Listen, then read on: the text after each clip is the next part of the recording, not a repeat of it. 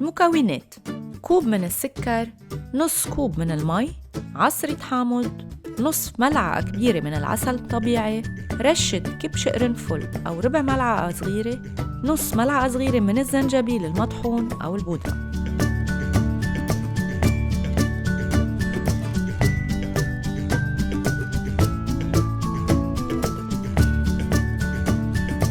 الحامض غني بالفيتامين سي المقوي للمناعة والمخفف للالتهاب. العسل بيطر الحنجرة وهو قامع للسعلة، بالإضافة بيخفف من حدية الحامض والزنجبيل بفضل طعمته الحلوة.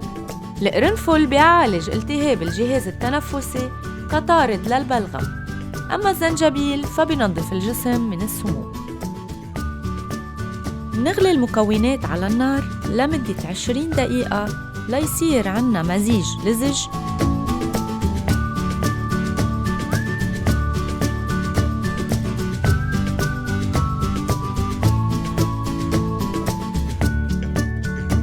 منقسمه لقطع صغيرة رح تجمد لما تبرد.